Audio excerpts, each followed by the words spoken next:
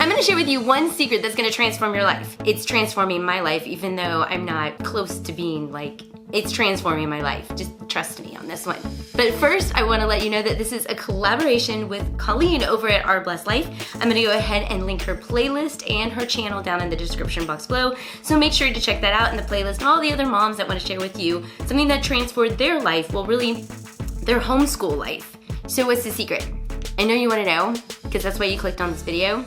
You ready? Stop comparing yourself to others and comparing your kids to others.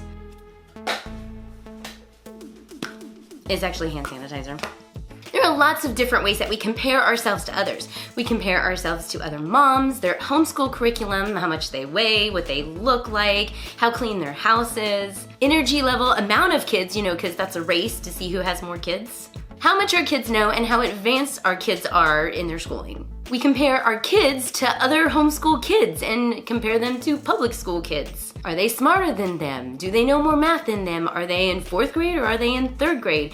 We don't want to look at learning disabilities because that's just going to mess up our whole dream for our kids. And you know what, little Johnny over there is smarter at math and my poor daughter is dyslexic. I mean, this is what we do. We should get paid for this because we would all be millionaires. We also compare our kids to the state standards, benchmark, nationally normed test, in order to give ourselves comfort and peace of mind and know that our kids are right on track or above average. And if we find out that they're not above average, well, we can't sleep that night, can we? We all do this, and so we all need to take a step back and not do this. Okay, that's so easier said than done. And then, to top that off, we wonder if our kids are missing out on anything, if we're not adequate enough as homeschool moms or as just parents in general, and we're preventing our kid from becoming an amazing artist because we didn't put them in an art class. Okay, have you ever heard of FOMO? Okay, that's like a real thing.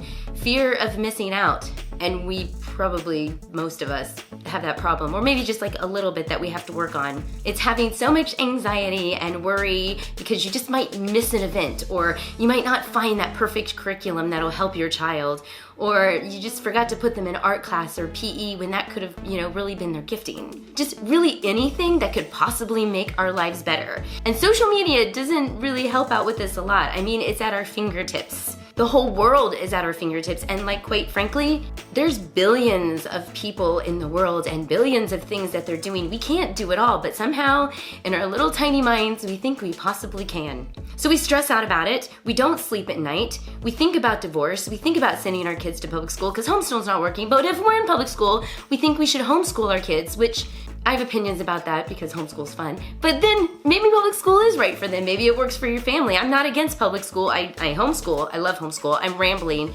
Moving on. Look, when I realize, or actually I'm still realizing this, that I am just one person and I cannot do it all. I can't be the prettiest. I can't be the thinnest. I can't be the most in shape. I can't be the best mom in the world because I'm not perfect, and I can't go to every single party and event that's out there and have the best curriculum picked out for my kids. It's like the Snow White syndrome, but not Snow White, the wicked queen. I should call it like the queen syndrome. You know why Snow White was so pretty? There's a lot of Christian analogies in that story. And think about it. When I start to think about this, I regain myself and my priorities. In our day and age, we spread ourselves out so thin. We say yes to everything because we're afraid we're gonna miss out on something. And we lose the ability to commit fully to the things that matter in our lives and the things that need the most attention in our lives. That's why people can't keep jobs. That's why people can't stay in one church or congregation at a time. We look at others and constantly wonder, should I have done that? And we have a hard time celebrating in life events because we're so busy being jealous. I think it's great if somebody gets married, but if you're single in the audience, you might be jealous. Why not me? Why am I not getting married? Okay, here's an experiment.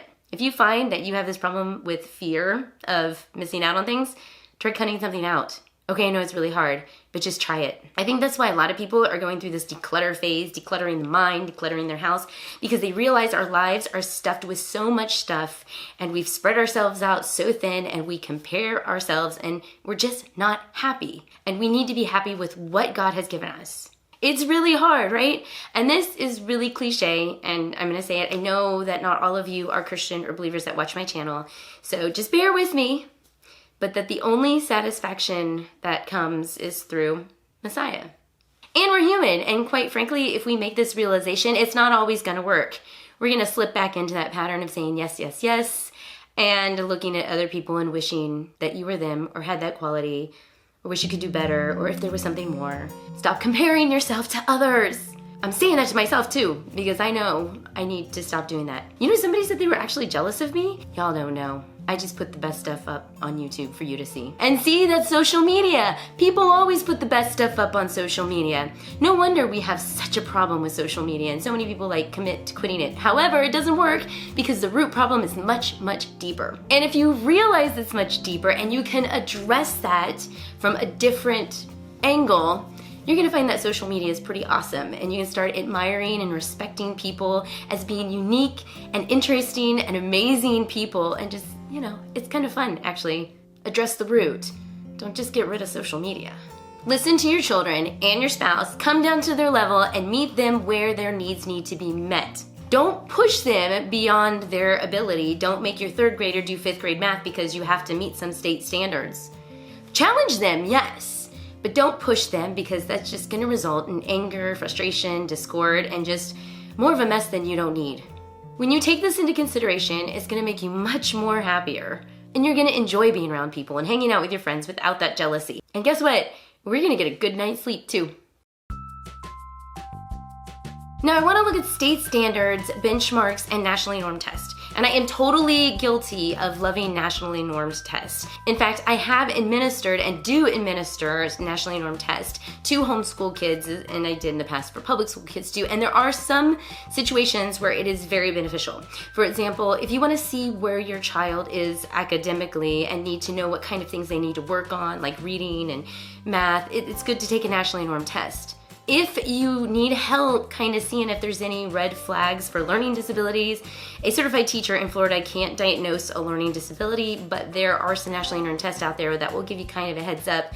Hey, you know, you might want to look into dyslexia or dysgraphia because I'm noticing this, this, and this. And that is why I like the PIAT so much. It's orally given, and I just think it's very beneficial. However, if you are taking a nationally normed test to compare your kids to other kids based on a set of standards to see if they've met those benchmarks and standards, and if they do well or if they exceed, you're like, phew. But if they're under, you're like rounding your kid for a week because they're just gonna do schoolwork all summer and not play anymore. That's probably not a good reason to take the test. So let's look at these tests and benchmarks and state standards a little bit closer. Who wrote them? Okay, it's a team of professionals, some of which are educators and some are politicians and other situations and researchers and such. But either way, it's a team, and they don't know you and they don't know your kid. Yes, there's a lot of best practices, there's a lot of research that comes into it, but I'm gonna stress, they don't know you or your kid. And if you have a kid that's special needs, that really doesn't come into play with taking nationally normed tests. However, in the back of our minds, we start to wonder if we are missing out on something even though our kids can't meet those benchmarks. It's welcome to being a special needs mom. It happens to all of us. So this team sets standards that they think that everyone should know. Okay, sure, reading's okay, basic math is okay, but why is advanced math more important than learning certain aspects of American or state history? Why is writing a 4-paragraph essay the only way to write an essay instead of learning the classical method with beautiful adjectives and verbs and makes you stand out as a writer? And what about playing an instrument? You know, back in the old days, playing an instrument was like a really big deal. It was like a core subject. Nowadays, it's an elective. So who made that decision? A kid may not be good at math, but they're an amazing gymnast or an artist, and they're doing things that they're God-given talents that they're good at and that they love. Why can't we celebrate that uniqueness? Why are we still comparing our kids to things and others and tests? And it's just something to think about, right? So that about sums it up. I know I gave you a lot to think about, and I hope that you do meditate on it because, like I said, this is something that has transformed my life, and it has made me a better mom, it has made me a better wife, and it is kind of like decluttering your brain a little bit. And homeschooling is going so much smoother. I'm not yelling as much, and I'm not demanding things from my kids. It's really changed our homeschooling. So be sure to check out some of my other videos, such as this one right here, and don't forget to check out Colleen's channel at Our Blessed Life down in the description box below, as well as the playlist. And I will see you in our next video.